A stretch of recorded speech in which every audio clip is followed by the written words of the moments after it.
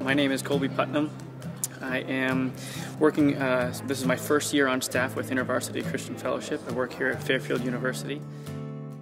I grew up in going to church, which was a good time. I didn't find faith to be particularly important, or not the central part of my life until much later, closer to high school.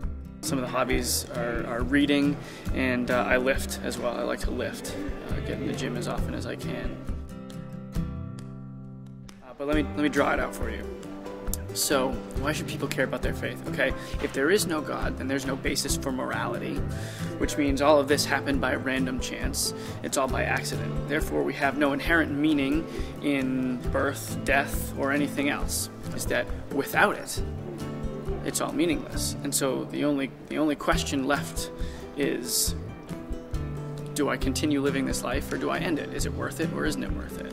That's why faith is so important, because without it, you don't really have anything at all.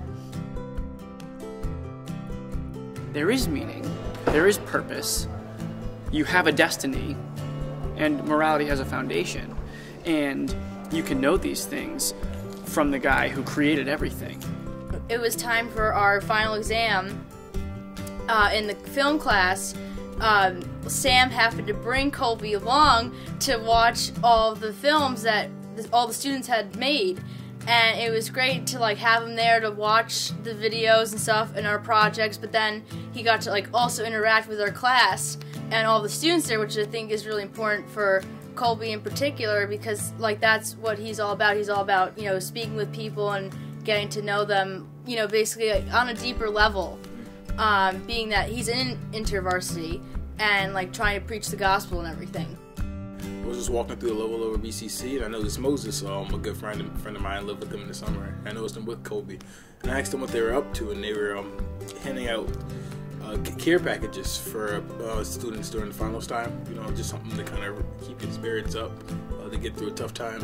I know it was a particularly tough time for me. I was very sick at the last semester, so to see someone doing that in a very cordial and very much so not overbearing, but at the same time he was extending his hand a little bit more than people normally would, so I really appreciated it.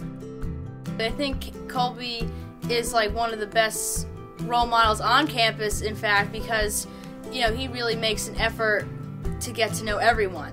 He's not about being in a particular group. He's very open.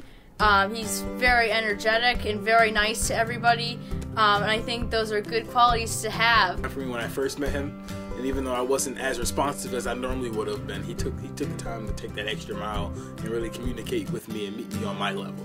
So speaking, I think that's very important for any leader or role model, to meet people at their level and not be upset when you have to do that.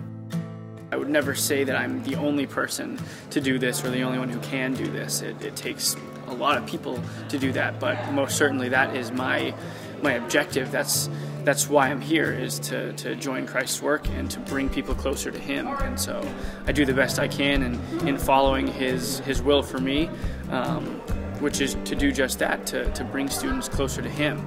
I'm just a body, I'm a vessel, I'm a servant to help along the way for that, yeah.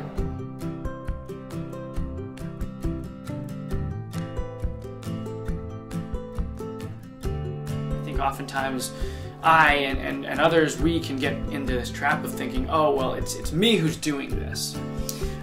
It's based on my merit that all of these good things are happening, when really it's all gifts. So for me, I have to consciously and continuously and intentionally move myself out of I'm the one who deserves and earns everything that I'm getting, and start recognizing it for, oh, this is something from God. This is blessings from God, and I should be thankful for that, because it's I owe it all to Him.